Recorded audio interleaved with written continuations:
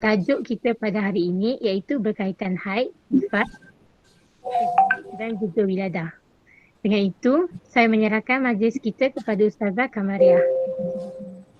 Okey, terima kasih kepada saudari Kamilia Ardini. Assalamualaikum warahmatullahi taala wabarakatuh.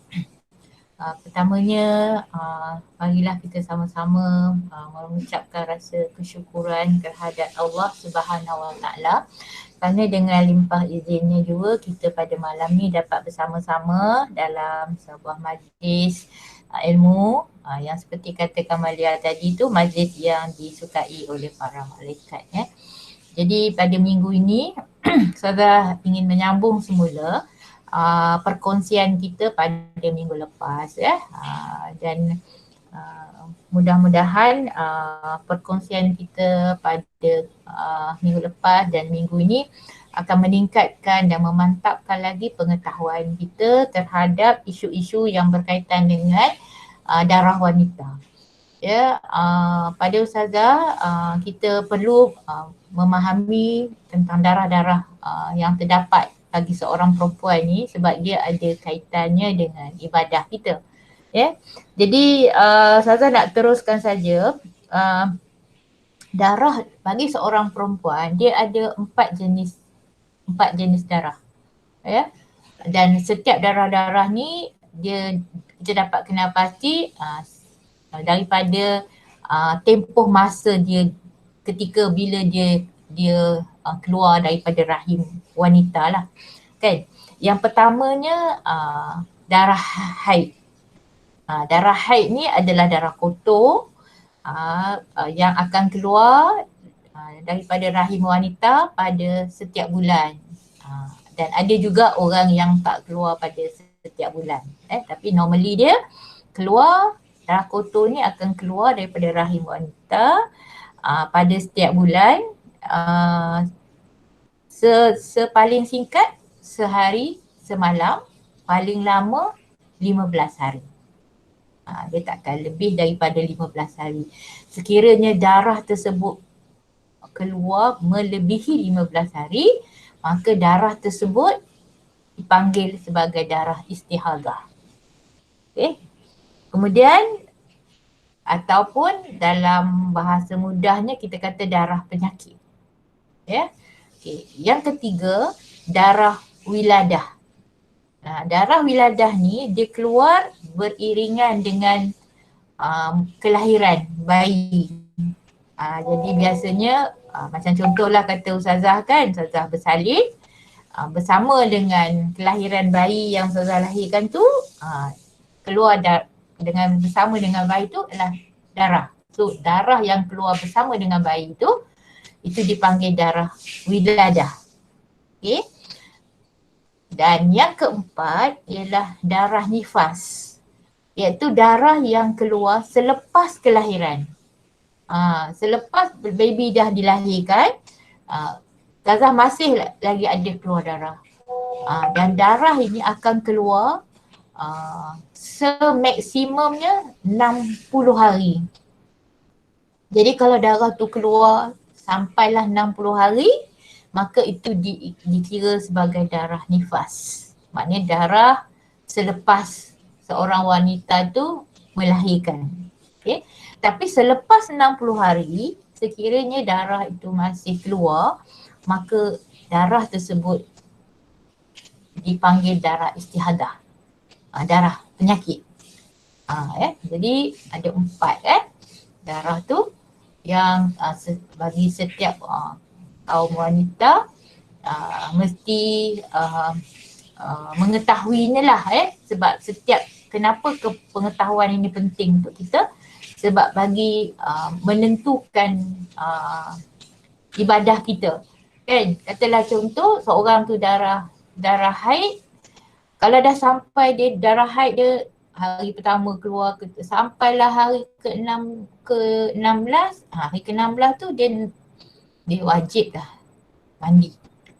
Dan wajib dah pada hari 16 tu dia menunaikan ibadah-ibadah yang wajib bagi dia.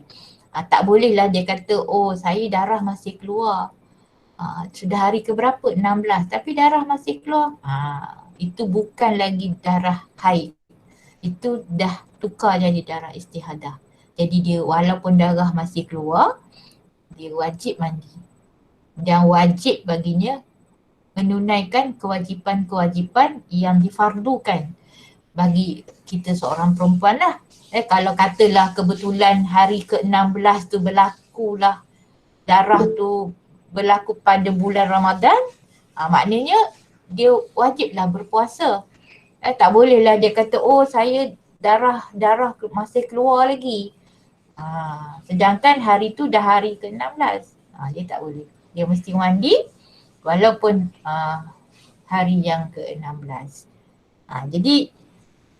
Jadi cara kita nak mengenalinya tu antara satu darah dengan darah yang lain tu, kalau kita nak kenali dia tu agak sukar sebab darah tu dia hampir sama, ya. Dan juga nak kata bau pun mungkin ada sedikit lah perbezaan bau tu kan, tapi tak banyak sangat beza dia. Tapi bagi mudah bagi kita orang perempuan ialah kita mengira jumlah hari. Kalau dah hari lebih daripada 16, dah lebih daripada 15, itu dikira dah darah istihadah. Ataupun dia dah berhenti period hari ke-8, katalah contoh dia hari ke-8, dia dah berhenti period, kebiasaannya pun 8 hari, lepas tu dia mesti kosong, darah tak ada, mesti 15 hari. Kalau tak cukup 15 hari, macam contoh hari ke-13 dah datang semula, maka hari ke-13 tu itu bukan lagi darah haid sebab dia tak free, dia tidak kosong 15 hari. Dia mesti bersih 15 hari. Itu cara kita nak mengenali darah haid. Sebab darah haid tak wajib solat. Tapi kalau darah istihadah, kita dah wajib solat. Kalau kita nak mengaji, kita boleh mengaji. Kalau kita nak nak mendirikan solat, kita boleh mendiri solat. Kalau orang tu katalah dia pergi buat umrah, maka dia boleh tawaf. Dan perkara-perkara yang dia wajib dirikan bagi seorang wanita, maka dia wajib tunaikan kalau sekiranya darah tersebut adalah darah istihadah. Jadi macam mana cara kita nak membezakan darah istihadah daripada darah haid yang saya cakap tadi tu, kita boleh jugalah bezakan, tapi tak macam kita orang bukan orang perubatan, jadi nak detail kenal tu macam saya sendiri susah nak mengenalinya lah. Tapi yang pastinya yang murah, darah haid ni dia agak berbau. Darah haid ni dia berbau sebab dia darah kotor kan. Dia berbau, dia pekat, dia berketul, dia mungkin saja hitam pekat dan dia mungkin juga boleh brown. Sebab kalau kita tengok darah haid ni dia mungkin boleh merah pekat, merah hitam. Abang ni kalau buku fiqah dia kata merah hitam. Ataupun kadang-kadang mungkin perang, dia brown. Ataupun kadang-kadang mungkin dia kuning. Kadang-kadang dia ada kehijauan. Itu adalah antara contoh-contoh warna darah haid. Jadi kalau orang tu ada kuning-kuning, kalau kuning-kuning tu keluar masih dalam tempoh 15 hari, maka itu dikira masih darah haid. Bukan mesti merah. Tapi kalau darah istihadah biasanya tu dia lebih jernih lah. Dia macam fresh blood. Dia bukan tak berketul dan tak berketul sangat, tak hitam sangat. Sebab darah haid kita ni kadang-kadang dia berbeza-beza. Hari pertama, hari kedua, hari ketiga, dah hujung-hujung dia berbeza-beza, bertukar-tukar. Kan mungkin hari pertama tu dia tak pekat sangat. Hari kedua, ketiga, keempat mungkin lebih pekat, lebih hitam. Dan antara seorang wanita dengan seorang wanita, darah dia pun tak semestinya sama. Pun berbeza-beza. Jadi mungkin bagi individu, bagi kita mungkin lebih mengenali lah kita punya keadaan darah haid kita tu. Tapi secara mudah untuk kenalinya dengan kita mengira hari. Mengira hari tadilah Ya, kalau masih kuning dan kuning tu masih dalam 13 hari ke 14 hari ke, maka itu dikira masih lagi dalam haid. Ya. Okey. Dan kalau tengok sini kata menjelaskan cara pengiraan darah istihadah, yang saya cakap tadi ya. Darah istihadah maknanya selepas 15 hari bagi darah selepas darah haid, atau kalau orang tu bersalin 60 hari. Darah nifas tu maksimum dia 60 hari. Jadi kalau dah hari ke-61 selepas dia bersalin, darah masih keluar, maka dia wajib mandi. Walaupun darah tu masih keluar, itu dikira sebagai darah istihadah. Ya. Jadi memang ada orang dia sampai 60 hari, tapi ada orang 40 hari. Kadang-kadang ada orang sekejap je, ada orang 2-3 hari. Kan? Pernah tak berlaku? Pernah. Darah nifas dia tak banyak. 3-4 hari je darah nifas dia dah kering. Wajib tak dia mandi? Wajib mandi. Wajib dia mandi. Dan wajib dia menunaikan kefarduan solat fardu dan sebagainya lah. Walaupun tempoh tu singkat. Dia sehari semalam hingga ke maksimum 60 hari. Itu dah lepas 60 hari, itu dikira darah istihadah. Ya. Okey, bagaimana nak cara pengurusan darah istihadah ni? Bagaimana kita nak mengurus? Katalah Ustazah, selepas hari ke-16 Ustazah masih keluar darah, maka Ustazah mesti mandi wajib. Mandi wajib untuk mengangkat hadas besar. Kemudian Ustazah nak dirikan solat. Maka orang yang istihadah, kalau dia nak dirikan solat, satu uduk untuk satu solat fardu. Dia tak boleh simpan. Contohnya, katalah Ustazah solat maghrib, Ustazah nak ambil uduk, lepas tu Ustazah akan pakai pad. Sebab, kenapa pakai pad? Sebab bagi mengelakkan darah tu menitis. Sebab dia darah tu dikira darah najis. Kalau dia menitis, jatuh pada pakaian ataupun jatuh pada tempat kita mendirikan solat, maka tempat tu dah najis. Dan syarat bagi ibadah solat didirikan mesti tempat pakaian, tempat pakaian tidak boleh ada najis. Jadi bagi memastikan tempat kita solat tak kena najis, pakaian kita tak kena najis, sebab itulah kita pakai. Zaman sekarang pakai pad lah kan. Tapi mungkin zaman dulu-dulu orang pakai kain. Tak kisahlah dia pakai apa pun kan. Yang penting dia mesti menggunakan sesuatu yang boleh menghalang darah tu daripada menitis. Bagi memastikan pakaian dan tempat tidak kena najis. Sebab darah ni dia najis. Jadi kalau kena, maka batas syarat sah solat tu tak adalah kan. Kemudian dia katalah dia dah pakai elok, dia terus solat. Dan kalau ketika dia solat, darah tu keluar, dia tak perlu berhenti. Sebab dia dimaafkan kerana dia dikira darah penyakit. Walaupun dia boleh rasa darah tu keluar. Jangan berhenti solat, teruskan solat. Sebab dia kira penyakit. Kemudian kalau dia nak solat isyak, maka dia perlu ambil wuduk yang baru. Maknanya dia perlu tukar pad tu. Tak boleh pakai pad yang sama. Dia kena tukar pad tu, lepas tu ambil wuduk, terus solat. Jangan tangguh-tangguh. Dia tak boleh simpan wuduk tu lah. Maknanya lepas dia ambil wuduk, dia cuci, buang pad yang maghrib tadi tu. Dia cuci, pakai pad, dia ambil wuduk dan terus solat isyak. Jadi dah orang kata dekat-dekat masuk waktu tu dia dah buat urusan tu. Maknanya satu wuduk untuk satu solat fardu. Dia tak boleh simpan wuduk dia. Dia tak boleh simpan wuduk dia lama. Sebab itu nanti akan dikira dia dalam keadaannya. Itu cara pengurusan bagaimana kita mengurus darah istihadah ni. Dia adalah darah najis. Okey, setakat tu Boleh faham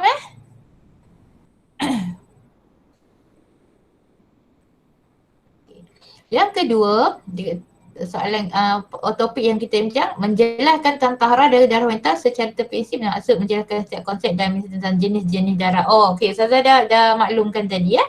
Yang Ustazah kata darah wanita ni ada 4 tadi kan. Darah, jadi orang perempuan ya, orang perempuan kita mesti uruskan darah ni dengan apa orang kata dengan baiklah kadang-kadang ini Ustazah just nak share sajalah, tapi harapnya anak-anak Ustazah yang mendengar perkongsian ni tak buat macam tu lah Sebenarnya darah haid tu adalah darah kotor, darah yang najis lah. Jadi sebab tu kalau kita guna kain ke, zaman dulu orang pakai kain lah, pakai pad ke apa-apa, kita mesti bersihkan dulu sebelum kita buang. Kadang-kadang orang terus buang kan, dia cabut-cabut, dia terus campak. Saya rasa bagi wanita Muslim, kita sentiasa diminta menjaga kebersihan. Jadi tak sepatutnya lah kan kita buat macam tu. Sepatutnya kita cuci dulu pad tu.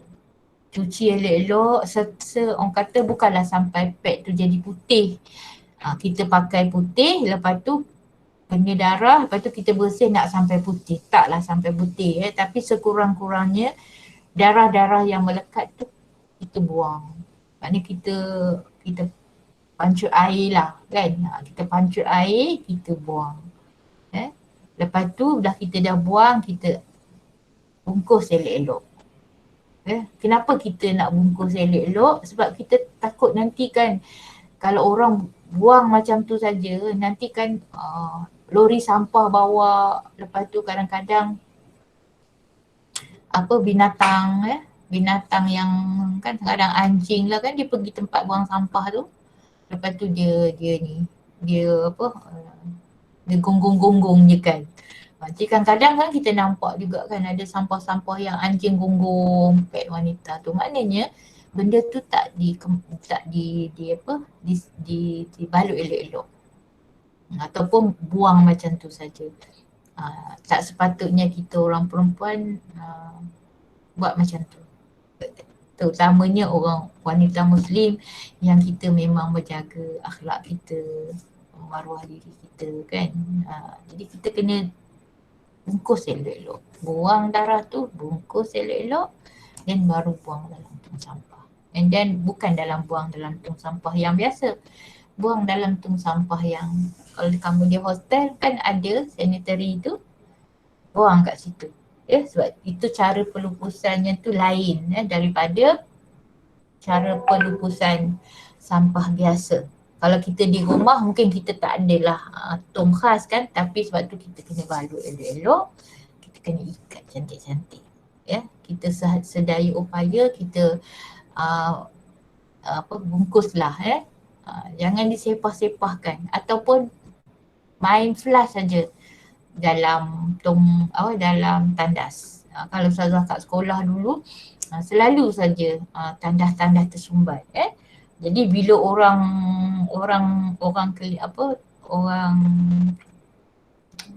yang panggil tukang yang cuci kan tengokkan longkang-longkang pipe-pipe tersumbat ni, maka dia akan tengok dalam tu ada banyak pet orang perempuan yang dibuangkan dalam tandas macam tu saja.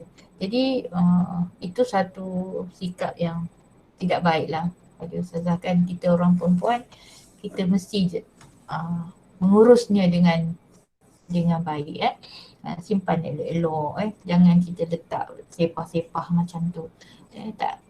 Tak sepatutnya lah kita menjagalah kita punya orang kata orang perempuan ni dia patut pada Sazalah, wanita muslimah ni dia memang kena jaga akhlak dia. Kalau nak ketawa pun tak adalah orang kata berdekah-dekah kan. Sebab itu lambang kan kewanitaan kita.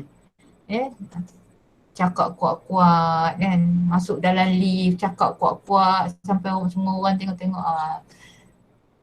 Kita orang perempuan kita tak buat macam tu. Penting Okey. Okey. Okey. Soalan ketiga sini, menerangkan tentang ibadah yang dapat dilakukan semasa dalam hadas besar. Okey. Bagi kita orang perempuan contohkan masa bulan Ramadan. Kan kadang-kadang bulan Ramadan ni orang tarawih. Dah kita haid, kita tak boleh nak tarawih. Orang mengaji, kita tak boleh mengaji. Lepas tu dalam bulan Ramadan ada 10 malam terakhir yang dikatakan oleh Rasulullah kemungkinan besar malam Al-Qadr. Malam yang ibadah pada malam tu menyamai 1000 bulan. Wah, selalu kita rasa rugi. Kan kita orang perempuan ni kata-kata ya Allah rasa ruginya kan. Orang lelaki boleh je kan sembahyang 30 tarawih 30 malam. Kita tak boleh nak pergi. Tapi sebenarnya kita walaupun dalam haid tidaklah menghalang kita daripada beribadah dan mendapat pahala. Mungkin kita memanglah tak boleh solat kan. Kita tak boleh qiyamul solat tahajud ke apa. Maknanya solat-solat kita tak boleh lah kan. Tapi kita boleh berzikir. Jadi kita bangun juga malam. Bukan tidur. Kan? Bukanlah maknanya kalau kita ada period, kita tidur je. Lepas tu kita kata kita rugi. Alah rugilah, aku period lah. Alah tak dapat lah, rugilah. Sebenarnya kita masih boleh beribadah. Kita masih boleh dapat fadilat bangun malam tu. Cuma kita tak solat lah tahajud. Kita tak solat lah tarawih. Tapi kita boleh duduk berzikir. Perbanyakkanlah zikir. Kan banyakkan selawat, banyakkan zikir. Boleh, tak ada halangan. Kalau kita ada period, kita boleh saja berzikir. Tak ada halangan. Bangun malam, orang solat tahajud, kita pegang tasbih, berzikir. Orang mengaji, kita banyakkan doa. Kumpul doa. So, orang berzikir, orang mengaji, kita berzikir dan kita memanjatkan doa. Perbanyakkan doa-doa. Jadi bukanlah maknanya kita rugi kan kalau kita tak boleh kita datang haid pada bulan Ramadan. Sebenarnya ibadah mendekatkan diri kepada Allah ni bukan satu cara saja. Dia banyak. Bulan Ramadan kita boleh bersedekah. Sama kalau haid pun boleh sedekah. Tak ada masalah. Kita haid boleh tak bagi orang makan berbuka puasa? Boleh. Cuma kita je tak berpuasa. Tapi kita boleh sedekah bagi orang makan berbuka puasa. Boleh tak masalah. Orang solat tarawih tak apalah kita tak dirikan solat tarawih. Tapi kita boleh berzikir, kita boleh berdoa. Banyak ibadah-ibadah lain yang kita boleh lakukan. Jadi tak adanya kita bukan satu cara saja untuk kita mendekatkan diri dengan Allah. Banyak cara lain yang kita boleh lakukan. Kita boleh dengar majlis ilmu kan. Penat zikir, penat berdoa, buka video-video dengan ceramah. Asalkan yang kita buat tu memberi faedah kepada kita. Bahkan kadang-kadang bersolat dengan menuntut ilmu, mungkin menuntut ilmu tu lagi baik daripada solat sunat. Sebab menuntut ilmu tu dia mengeluarkan kita daripada kejahilan. Sebab tu kata Rasulullah, orang yang solat menuntut ilmu, berfikir lebih baik daripada solat sunat 100 rakaat. Sebab dengan menuntut ilmu, kita akan keluarkan diri kita daripada kejahilan. Jadi keluarkan diri daripada kejahilan ni amat besar maknanya bagi diri seorang Muslim. Jadi kita boleh meneruskan ibadah-ibadah walaupun sebenarnya kita dalam keadaan haid ataupun dalam keadaan nifas dan sebagainya. Kita boleh saja kan dengan ceramah agama. Kita tak boleh ngaji Quran tapi kita boleh dengar orang mengaji Al-Quran. Cuma kita tak boleh mengaji. Kalau ikut mazhab Syafi'i, kita darah haid kita tak boleh mengaji tapi kita boleh dengar orang mengaji. Tak ada masalah. Okay. Jadi ibadah yang disarankan kepada orang haid, nifas dan wiladah itu supaya tidak jauh dari Allah. Tu Ustazah dah bagi tahu tadi kan. Maknanya kita boleh kreatif. Kita boleh kreatif dan jangan merasakan bahawa dengan kita adanya darah-darah haid ke, darah nifas ke, darah wiladah ke, kita ni nilai kita kurang. Tak. Itu semuanya adalah hikmahnya kan. Kenapa orang lelaki tak ada darah-darah tu semua. Tapi kita orang perempuan ada. Sebab Allah dah ciptakan macam tu. Jadi jangan pula kita pula kan rasa ya Allah apalah orang perempuan ni, dia orang senang ya, orang lelaki tak ada nak urus-urus darah. Kita ni orang perempuan Allah tiap-tiap bulan ataupun kita mengeluh kan. Sebab ada orang kalau dia datang haid dia sakit. Pain kan. Jadi jangan mengeluh. Jangan rasa gundah gulana. Terimalah bahawa inilah kehendak Allah, ciptaan Allah. Tentu ada hikmahnya kan. Kenapa orang lelaki tak ada darah-darahnya semua. Tapi bagi kita orang perempuan, kita ada. Allah penciptaannya yang terbaik. Jadi jangan kita mempersoalkannya lah kan. Jadi ada hikmahnya bila Allah ciptakan orang perempuan tu ada jenis-jenis darah ni kan. Kita terima ketentuan Allah dengan penuh sangka baik dengan Allah Subhanahu Wa Taala kan. Kalau kita setiap bulan ada orang yang menghadapi sakit dalam haid, kita terima redha kan. Macam saya sendiri pun memang teruk saya sendiri pun teruk sangat kalau period lah. Kalau hari tu Ustazah ada kuliah, Ustazah tak boleh pergi kuliah. Sebab dia punya sakit tu memang nak kena baring, tak boleh berjalan, tak boleh duduk. Nak kena baring. Lepas tu tak boleh minum air sejuk, mesti minum air suam kan. Memang sakit lah sebab kadang-kadang sampai muntah-muntah tapi kita bersangka baik dengan Allah kan. Dan Ustazah lalui proses tu daripada sampailah Ustazah kahwin. Bila Ustazah dah kahwin, Ustazah tak ada lagi sakit nak datang haid ni. Jadi bila kita sabar, Allah akan beri kemudahan. Kita dengan Allah ni jangan ada sangka buruk ataupun kita tengok kawan kita tak ada sakit. Kalau datang period tak sakit, kita sakit, jangan kita mengeluh. Kita kata kau best lah, kau tak ada sakit bila datang period. Aku datang period sakit. Macam kita komplain kan. Kita mengeluh kan. Jangan. Kita dengan Allah ni kita kena sangka baik sentiasa. Alhamdulillah. Ala kulli hal alhamdulillah. Kita tak tahu apa yang Allah sediakan untuk kita. Begitulah kita dengan Allah. Cuma kalau kita sakit, kita ubat ikhtiar kan. Sekarang ni ada pil yang boleh meredakan sakit haid ni kan. Ada. Jadi kalau kita perlu pergi jumpa doktor, kita pergilah jumpa doktor. Katalah kita dah period sampai 17 hari. Oh, ini dah lebih 15 hari ni. Ini darah istighadah ni. Pergilah jumpa doktor. Dapatkan nasihat doktor. Kalau doktor nak buat check up ke, kita buatlah check up. Dan semua usaha-usaha kita tu Allah beri pahala.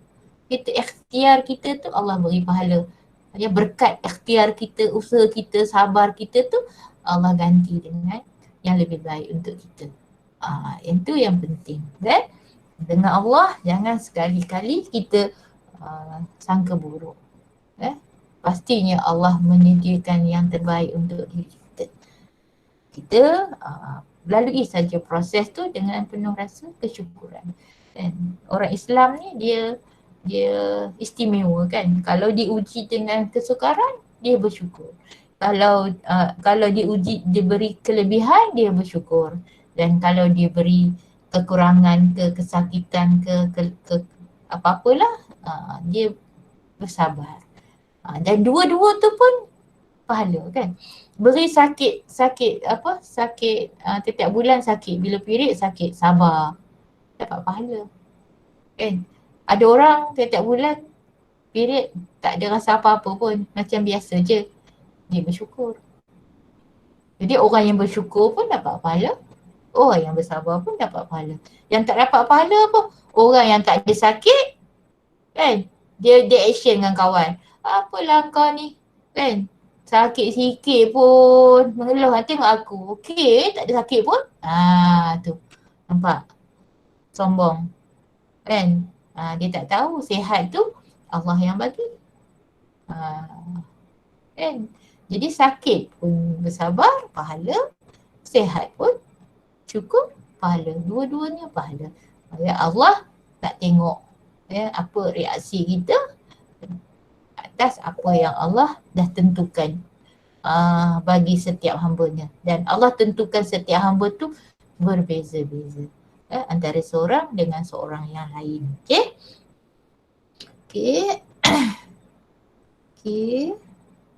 Okey, Ustazah rasa itu yang perkara yang Ustazah nak cakap tentang darah haid, darah nifas, darah istihadah dan darah wiladah. Jadi Ustazah harap semua orang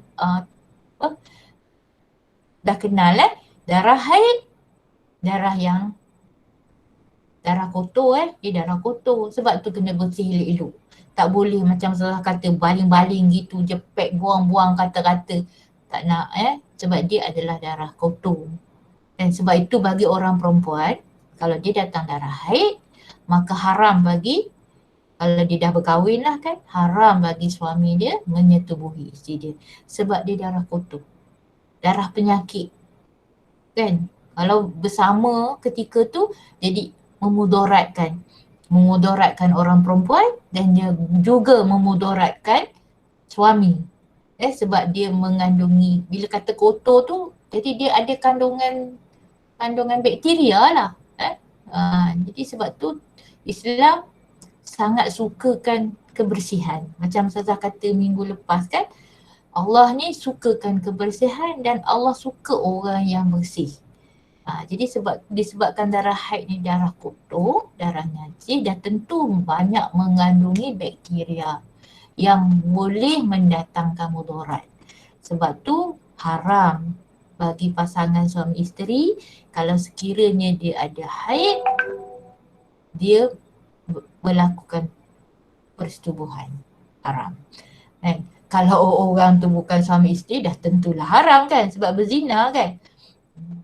Tapi bagi seorang suami isteri, walaupun persetubuhan haram, tapi tidaklah bererti mereka tidak boleh bermesra-mesraan. Yang ni kena faham sebab kalau kita tengok zaman jahiliah dulu, mereka menganggap kalau orang perempuan tu dah haid, perempuan tu langsung tidak boleh disentuh. Even kadang-kadang kalau kita tengok zaman jahiliah dulu, wanita-wanita yang datang haid ni, mereka terus asingkan. Bukan saja mereka anggap darah itu kotor, dengan wanita-wanita tu sendiri pun mereka anggap kotor. Mereka sisihkan, asingkan dia. Itu zaman jahiliah kan, begitu menganggap wanita yang datang haid ni. Tapi Islam ni satu agama yang orang kata sangat terah manusia kan. Yang kotor tu darah tu, wanita tu tak ada apanya kan. Jadi maknanya kalau pasangan suami isteri, dia cuma tak boleh bersetubuh saja, tak boleh berjima saja. Tapi setakat bersentuh itu tak ada halangan. Tak ada halangan langsung. Nanti jangan pula nanti saya cerita ni ke apa? Sebab kadang-kadang ada juga isteri yang dia orang kata apa? Ekstrim. Kan? Dia langsung tak bagi suami dia pegang ke apa ke, tak boleh. Dia kata, oh tak boleh sebab saya period ni. Tak, kan? Jangan ekstrim sangat. Kan? Boleh. Kan? Tak ada masalah. Yang tak boleh, jima saja. Persetubuhan saja. Yang lain tu boleh, tak ada masalah. Tapi kena kawal elok lah kan. Boleh, tak ada masalah. Sebab kadang-kadang ada orang perempuan yang tempoh haid dia lama. Sampai 15 hari maksimum. Kan susah juga kan suami nak bertahan 15 hari. Katalah bersalin tadi tu 60 hari. Kan? Jadi kalau setakat yang tidak berjima, maka Islam tidak ada halangan. Cuma bersama bersetubuh saja tak dibenarkan. Tak dibenar tu kerana maslahah dia tu adalah untuk kesihatan. Sebab macam Ustazah kata, darah-darah ni dia kotor. Najis, bila najis tu dia kotor dan tentunya ada bakteria-bakteria yang memudaratkan. Memudaratkan isteri, memudaratkan suami juga. Dua-dua akan memberi kemudaratan. Jadi Islam ni dia prevention better than cure. Ni orang putih kata prevention better than cure. Tapi sebenarnya kalau kita tengok syariat dalam fiqh Islam semua macam tu.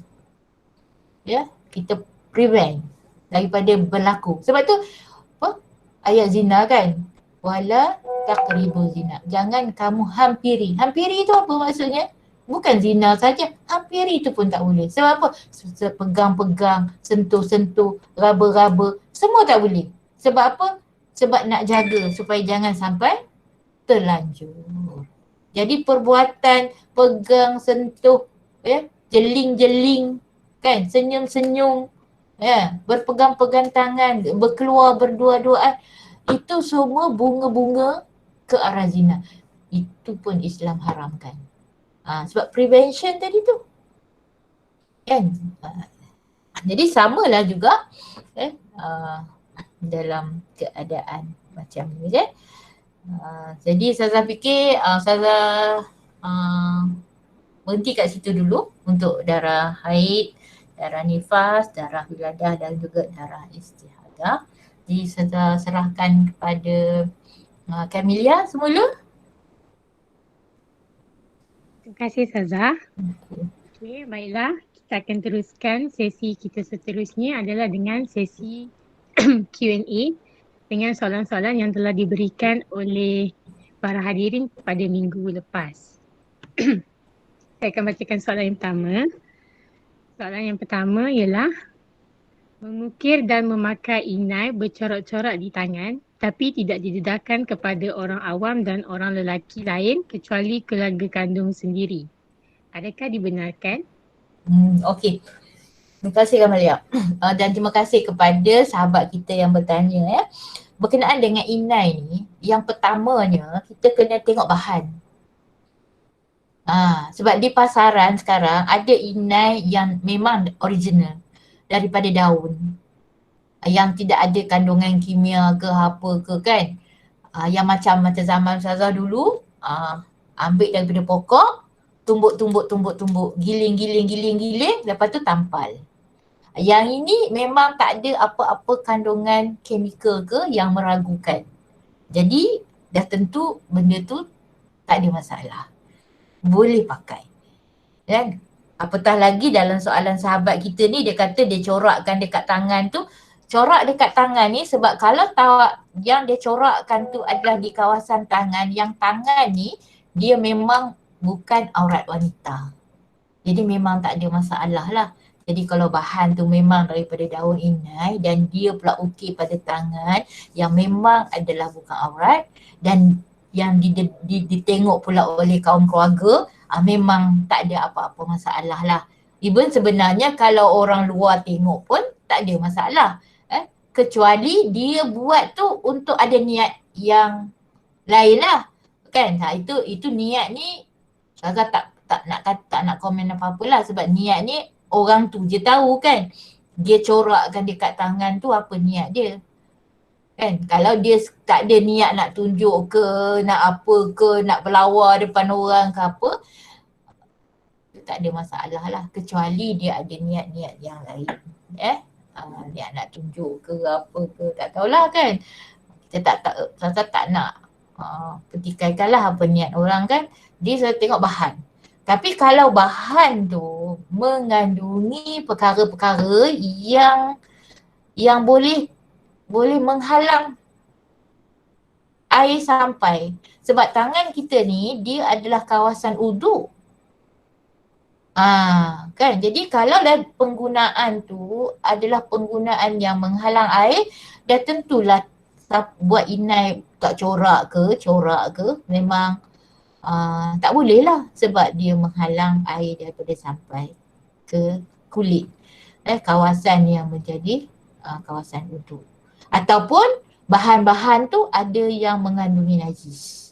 Saya tak pasti, kena semak lah kan sebab kita di pasaran ni kita tak tahu yang hasilkan produk tu apa bahan yang diguna sebab kadang-kadang kita tengok inai tu warna dia macam-macam kan, bukan sekarang ni bukan ada warna merah je, warna hitam lah kan, kalau hitam-hitam lah macam-macam. Jadi saya tak pasti apa kandungan yang digunakan oleh pengeluar, dia kena semak lah pengeluar tu apa bahan yang dia pakai. Kalau tak ada apa-apa bahan yang menajis ke apa ke, tak ada masalah. Corak lah. Tapi cumanya you jangan corak binatang-binatang ke. Itu tak boleh. Tapi kalau sekadar corak-corak bunga, corak daun, image-image tu tak ada masalah. Cuma jangan bercorak-corak binatang, harimau ke, ayam ke. Yang tu tak sepatutnya lah. Itu yang Saza boleh ulas lah Camelia tentang soalan tu. Okay. Soalan yang kedua. Bolehkah haid atau nifas ambil wuduk? Okey. Boleh ke kita apa tujuan kita ambil wuduk? Tujuan kita ambil wuduk ialah untuk mengangkat hadas. Supaya dengan terangkat hadas tu, kita boleh menunaikan kefarduan. Tapi kalau kita memang ada haid, kita angkat wuduk, memang tak sampailah tujuan tu sebab hadas tak akan terangkat bila kita ambil wuduk sebab kita memang dalam keadaan haid ataupun kita dalam keadaan nifas. Jadi pada pandangan Ustazah, kalau orang tu memang dah dia darah haid, memang dia darah nifas, tak ada sebab untuk dia nak ambil wuduk. Sebab kita ambil wuduk tu nak angkat hadas. Tapi kita ambil wuduk, tak terangkat hadas. Tak sampai kepada tujuan dan matlamat angkat wuduk tu. Pada Ustazah lah. Tapi Ustazah ada juga dengar pandangan lain yang dia kata boleh ambil je. Tapi Ustazah, pada pandangan Ustazah lebih pegang tak perlulah nak ambil wuduk. Sebab dia tidak capai kepada matlamat tujuan mengangkat wuduk tu. Sebab kita angkat wuduk tu nak angkat hadas. Tapi kalau dah memang kita dalam keadaan hadas, haid katalah, kita angkat wuduk, mana terangkat, tak terangkat.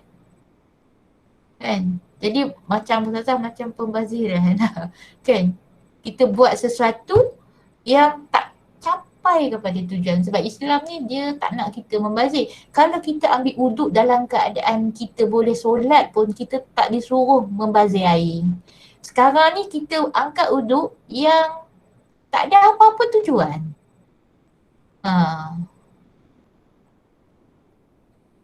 Macam itulah Camelia.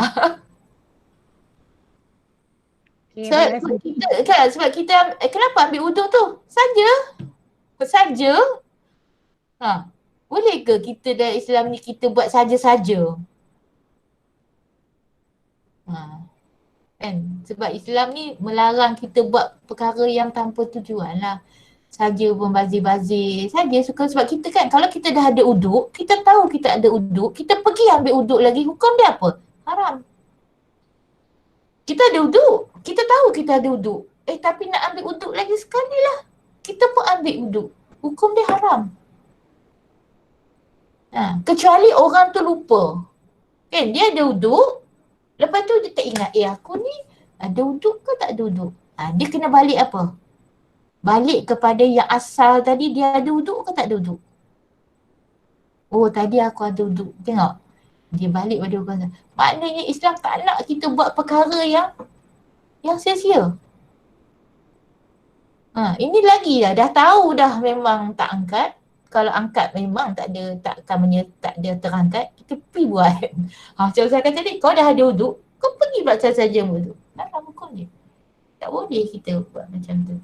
Itu pandangan Ustazah. Tapi memang Ustazah pernah ada dengar orang kata boleh kan. Tapi Ustazah lebih berat kepada kita tak usah buat kerja-kerja yang tak ada capai kepada matlamat dia lah. Okey. Itu jawapan Ustazah. Okay. Kita ke soalan yang ketiga. Boleh ke haid atau nifas dengar ayat Al-Quran dan baca dalam hati? Tak ada masalah. Macam Ustazah kata tadi lah. Kan? Macam bulan Ramadan, kita tak boleh baca Quran sebab kita datang haid. Tapi kita boleh dengar tak? Boleh. Pasang je lah. Dengar orang ngaji, duduk sebelah orang ngaji. Katalah kita tak boleh, kita tak boleh, kita period. Masa bulan Ramadan puasa tak boleh. Tidak pula kita tak boleh ngaji. Kita memanglah tak boleh ngaji kalau ikut mazhab Syafi'i. Tapi kita boleh tak dengar? Boleh. Duduk je lah sebelah orang ngaji atau pasang je lah kaset. Kita dengar, dapat pahala. Kan? Penat ngaji, zikir. Boleh, tak ada masalah. Bahkan itu satu perkara yang sangat baik kan. Maknanya dengan erti kata lain, tidaklah kita ni dah period sampai kita ni lupa mengingati Allah. Jangan sampai macam tu. Kan? 14 hari period. 14 hari lah tak sebut nama Allah. 14 hari lah tak dengar orang mengaji. 14 hari lah tak bismillah. 14 hari lah, itu teruk tu. Jangan buat macam tu. Jangan jadikan haid ni penghalang untuk kita mengingati Allah. Sebab cara mengingati Allah tu bukan satu cara. Banyak cara. Kita tak boleh nak buat, kita dengar orang buat. Kita tak boleh nak ngaji, kita dengar orang ngaji. Okay?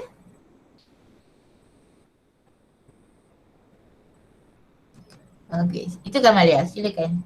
Ada soalan lagi? Okay, soalan yang keempat. Adakah pahala mereka yang menghadiri ilmu secara virtual sama dengan face to face? Pada Ustazah dari segi pahala sama je. Kan? Cuma kadang-kadang mungkin bagi orang perempuan, mungkin secara visual ni lagi jaga hati. Sebab kadang-kadang kalau kita pergi ke tempat kan, kita bagi kita orang perempuan lah kan, katalah kita terpaksa keluar. Orang perempuan ni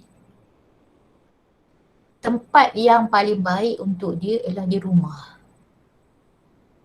Kan? Tempat paling baik bagi orang perempuan ialah di rumah. Kalau dia terpaksa keluar, berarti tu ada risiko. Ada risiko. Jadi kalau dengan dia duduk di rumah, dia lebih selamat. Tak ada apa-apa risiko. Duduk di rumah. Mungkin aurat dia terjaga, fitnah boleh dielakkan. Okay. Dan kadang-kadang belajar melalui visual ni lebih ikhlas. Lebih ikhlas. Tak ada nak nunjuk-nunjuk. Tak ada orang kata, baguslah awak ni, saya selalu tengok awak pergi masjid. Bila ada orang puji macam tu, kembang hati kita. Tapi di rumah, tak ada siapa tahu kita pergi majlis ilmu. Yang tahu kita dengan Allah je. Tak ada siapa pun nak puji kita. Di situ kita tahu ikhlas ke tak ikhlas kita. Tapi jadinya kita dapat jaga hati kita. Kita dapat jaga fitnah. Kita dapat jaga hati kita. Kecuali kita tak ada pilihan. Zaman dulu sebelum pandemik COVID ni, mana ada kelas macam ni kan? Kita kena pergi secara fizikal. Kita pergilah. Tak ada masalah. Tapi kita kena jaga. Kita kena jaga keselamatan kita, pergi ke tempat tu. Kita kena pergi tu cari kawan. Jangan pergi seorang-seorang, takut nanti keselamatan kita. Tapi kalau secara visual ni, tak timbul dah isu fitnah ke keselamatan ke apa ke kan. Dan hati kita pun lebih mudah dijaga. Sebab kadang-kadang kita buat benda baik, kalau hati kita tak ikhlas, benda tu jadi macam debu-debu yang berterbangan. Yang tu kena jaga. Mencabar jugalah kan. Sebab orang perempuan ni tempat yang paling baik dia adalah dalam rumah. Orang perempuan ni, kalau dia perlu keluar rumah tu, memang ada perkara yang dia perlu keluar rumah. Kalau tak ada apa, dalam rumah adalah tempat yang paling baik untuk dia. Okay. Cumanya keberkatan berguru. Sebab kadang-kadang kalau kita pergi ke fizikal, kita dapat melihat guru tu, dia punya akhlak dia, kan, dia punya penampilan dia punya pemakaian dia. Jadi kita boleh mencontohi. Kalau macam di Kandala Wizo kan, kamu nampak atas saja kan, kamu tak nampak bahagian bawah saja kan. Kan, jadi kalau di fizikal tu, kamu boleh tengok pergerakan dia, penampilan murabi tu. Jadi kadang-kadang kita dapat mencontohi lah. Kan, cara dia menjawab, cara dia tu, itu kelebihan lah. Kelebihan kalau kita secara fizikal. Jadi pada Ustazah, dua-dua pun mendatangkan pahala. Kan, dua-dua pun mendatangkan pahala. Ada pro and contra je. Kalaulah kita dengan cara face to face ni, keselamatan kita terjamin, fitnah dapat kita hindarkan, keikhlasan hati dapat kita pelihara. Tu baiklah. Tapi kalau kita pergi ke cara fizikal, kita dapat benda yang sama. Keselamatan kita terpelihara, fitnah dapat kita elakkan, hati kita pun dapat kita jaga, pun baik. Kan? Jadi pahala, kalau tanya pahala dapat tak dapat, pada Ustazah, kalau hati kita ikhlas tuntut ilmu, memang ada pahala. Tapi kalau hati kita tak ikhlas, memang tak ada pahala. Sebab ibadah ni, dia mesti niat kerana Allah. Kalau kita ngaji pun, ngaji, sedap gila. Kan? Tapi kalau niat kita ngaji sedap gila tu sebab nak bagi tahu orang kita pandai bertaranum, suara kita sedap, memang tak ada pahala. Tak ada. Sebab ibadah ni hanya Allah terima bila kita buat kerananya. Kalau selain kerananya, memang reject. Sebab tu kita buat baik, kadang-kadang ada orang ramai buat baik, banyak buat baik. Tapi Allah kata dia seperti debu-debu berterbangan. Tak ada nilai di sisi Allah. Kerana apa?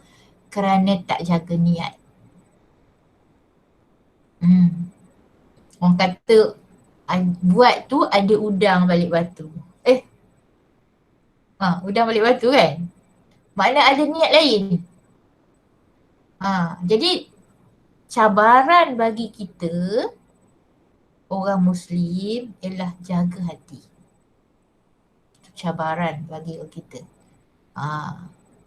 Jadi setiap kebaikan yang kita buat, kita kena betulkan niat. Kalau tidak, penat je dapat. Tak dapat apa-apa. Mungkin dah dunia kenal kita, manusia puji kita, orang kata kita hebat, orang kata wow, itu ikon. Tapi kalau niat kita tak betul, di sisi Allah, Allah tak pandang. Sebab kau buat bukan kerananya.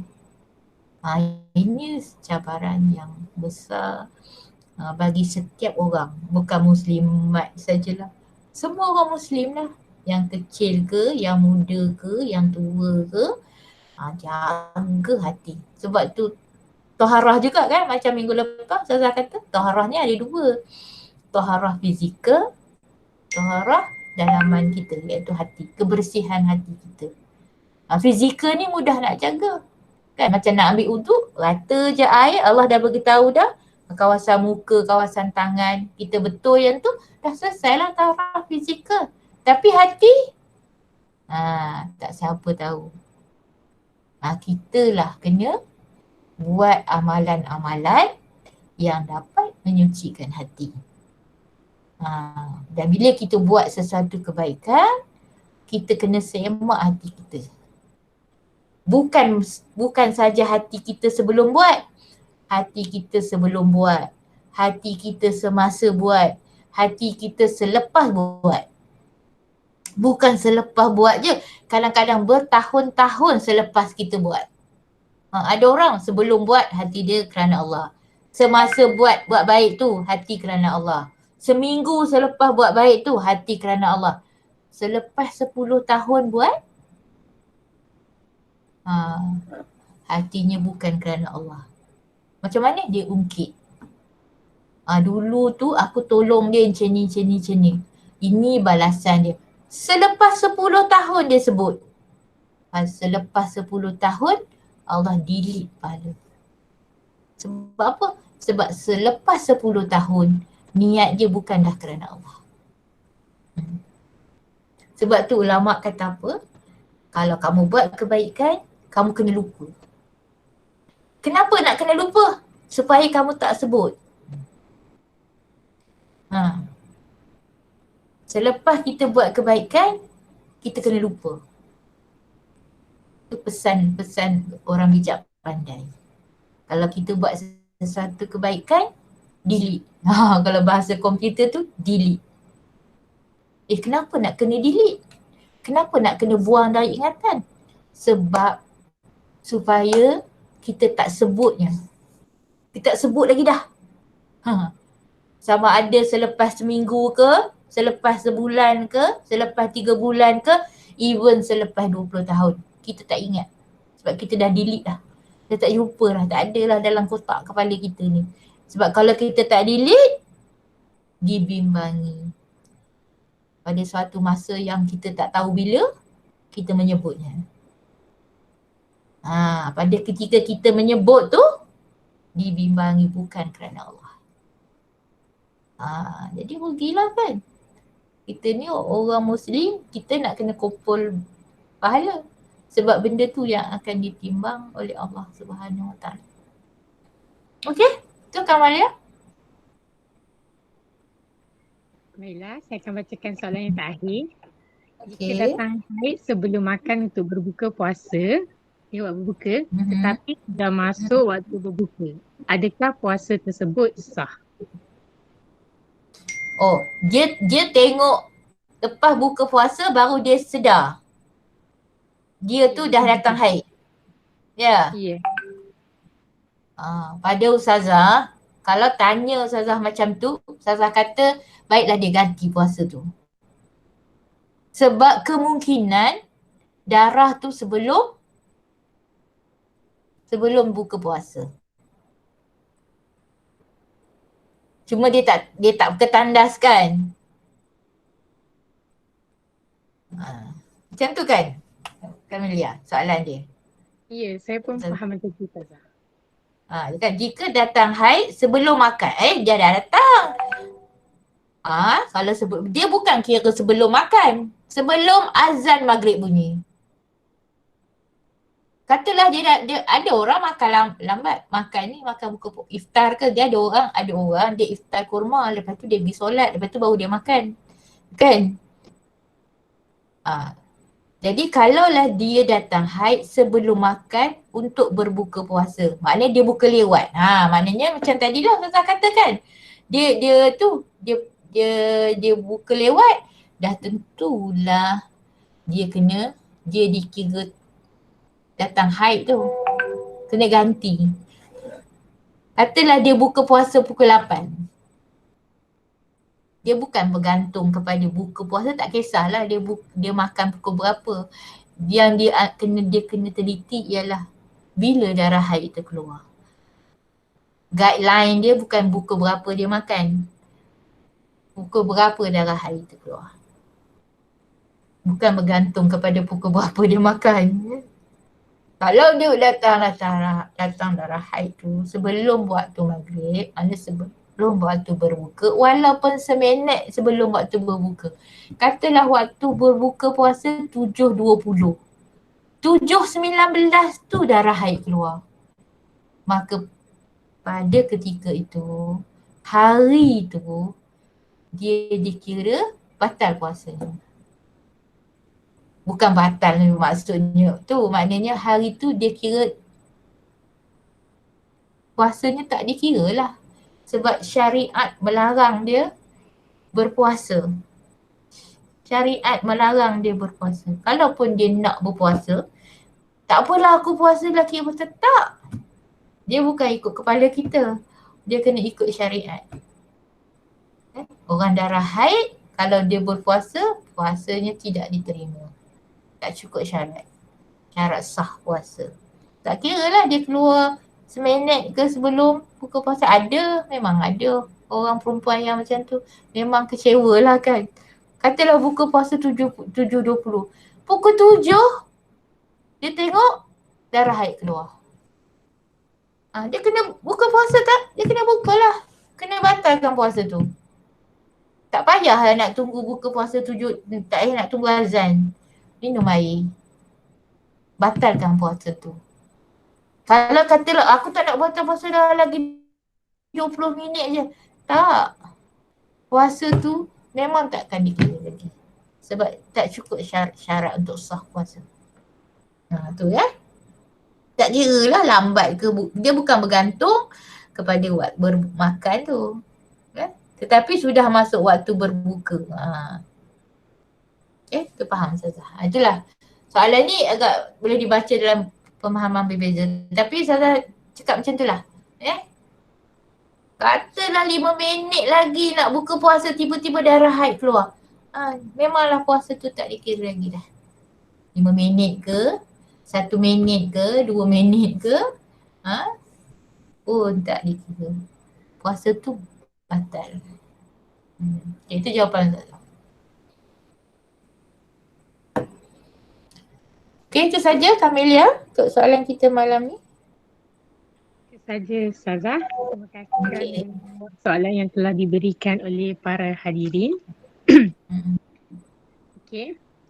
Baiklah, ribuan terima kasih diucapkan kepada Ustazah Qamaria di atas perkongsian yang disampaikan dengan cukup jelas sebentar tadi. Kesimpulan yang dapat kita peroleh daripada perkongsian tadi ialah kita sebagai seorang wanita hendaklah mengambil perhatian untuk mempelajari dan mengamalkan fiqh wanita bagi memelihara keimanan kita. Rasulullah SAW pernah bersabda, bersuci itu adalah antara ciri-ciri keimanan. Hadis riwayat Muslim. Oleh itu, hendaklah kita sentiasa berada dalam keadaan suci agar iman kita terpelihara. Itu saja kesimpulan untuk program kita pada hari ini. Ya. Nantikan row yang akan datang pada 3 Jun 2021 dan pada waktu yang sama iaitu 9 malam. Para hadirin dijemput untuk menyertai row yang akan datang dan disarankan untuk terus mengikuti media sosial PRM untuk maklumat program yang akan dijalankan. Akhir sekali, para hadirin diingatkan untuk mengisi borang kehadiran yang disediakan di chat box. Kami memohon 1000 kemaafan jika terdapat sebarang kekurangan yang terdapat sepanjang majlis berlangsung pada hari ini. Dan dengan ini, kita akhiri majlis dengan tasbih kafarah dan surah Al-As. Asyhadu.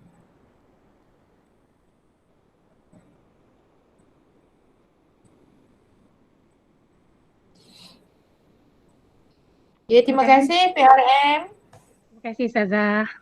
Okay, sama. Ya, Assalamualaikum warahmatullahi taala wabarakatuh. Assalamualaikum Ustazah. Ya.